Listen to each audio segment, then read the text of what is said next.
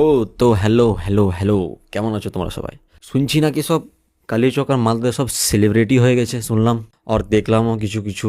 তো যারা কালীচকবাসী তারা তো জানেন যে কালীচকে একটা নতুন ইভেন্ট হয়েছিল, এবারে একটা শো হয়েছিল যেখানে সব ব্লগার আর ইনস্টাগ্রাম এসেছিল, যেখানে আমাদের ইনস্টাগ্রামের রানী, আমাদের ইউটিউবের রাজা, সেনাপতি, লড়াল হাসান সবাই এসেছিল। তো আমি কিছুটা ভিডিও দেখলাম, একটা ইনফ্লুয়েন্সার আসছে, একটা মেয়ে আসছে ইনস্টাগ্রামার, নাম নিব না, নাম নিলে ফের আলাদা কিছু হয়ে যাবে, নাম নাম নিচ্ছি না, তুমি বুঝে যাবে। একটা মেয়ে আসছে ইনস্টাগ্রামার, তো ওর সঙ্গে সঙ্গে 5-6টা লোক আসছে বডিগার্ড হিসাবে, আর সামনে থেকে একজন ক্যামেরা করছে, আসছে একটা ইনফ্লুয়েন্সার। ভাই আমার দেখে মাথা খারাপ হয়ে গেল, সালা সালমান খান এতটা বডিগার্ড নিয়ে ঘুরে না, যখন এরা স্টেজে আসছে তো এতটা নিয়ে আসছে, সালা 50,000 ফলোয়ার্স নিয়ে এরা একদম 4টা 5টা বডিগার্ড নিয়ে ঘুরছে। যদি 1 মিলিয়ন ফলোয়ার্স হয়ে যায় এদের তো লাগছে আর মাটিতে পানি রাখবে না। তার মধ্যে দেখলাম একটা আর মেয়ে কালীচকেরই, যা একদম চশমা লাগিয়ে নিয়েছে, একদম আলিয়া ভাট, কি বলবো, আর চশমা লাগিয়ে এমন আসছে স্টেজে, আহা কি বলবো, একদম দেখে লাগছে যে একদম বলিউডের অ্যাক্ট্রেস। ওর পিছে আগে পিছে কেউ নেই, শুধু একটাই অ্যাক্ট্রেস পুরো অল ইন্ডিয়াতে, আর কেউ নাই। একদম টাটা এরকম এরকম হাই বাই, একদম মনই খারাপ হলো পুরো আমারটা দেখে। কি ব্যাপার, এদের ছাপড়িদের গ্যাং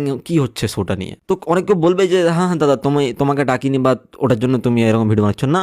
আমাকে ডাকলেও আমি যাবো না, কারণ ভাই আমি উঠবো না। না যখন শো স্টার্ট হয় 3টা 4টার সময়, তো আমি ভাই 6টা 7টার সময় উঠি সন্ধ্যাবেলা, তো আমি কিভাবে শোতে যাবো? ওটাই কারণ যে আমি যাবো না আমার ডাকলেও।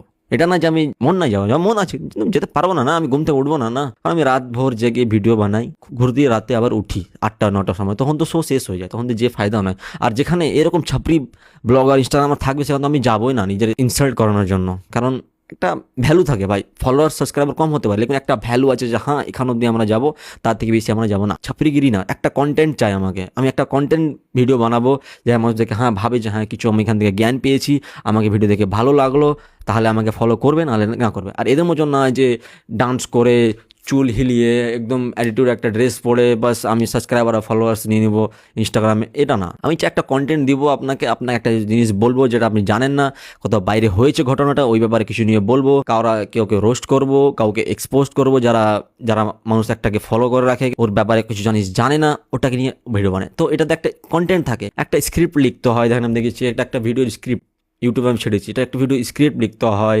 লাইটিং ফাইটিং সব ব্যাকগ্রাউন্ড একটা স্টুডিও থাকে। এরকম না ছাপড়ি না, মোবাইল উঠালাম আর নাচলাম, বাস ফলোয়ার সাবস্ক্রাইবার লাইক একদম ট্রেন্ডিং। তার মধ্যে একটার ছেলে আছে, তো নাম আছে আকাশ, দেখলাম আমি এমন গান গাইছে, আল্লাহ ওহা, একদম দেয়া লাগছে অরিজিৎ সিং, কি বলবো, দেখে মাথায় খারাপ আমার। অরিজিৎ সিং একদম সালা হানি সিংও ফেলে সামনে, আর কি ভাও দাদা এর, আল্লাহ আকবার। মানুষ ফটো উঠাতে চাইছে তো ফটো উঠছে না, হাতও মিলা, আমি একটা ভিডিও দেখলাম হাতও মিলাচ্ছে না একটা মেয়ে, বাপরে বাপ এত অ্যাটিটিউড। সালমান খানও এরকম অ্যাটিটিউড রাখে না, সালমান খান একটা আলফা মেল, ওই একটা এরকম অ্যাটিটিউড রাখে না যেরকম এরা অ্যাটিটিউড রাখছে।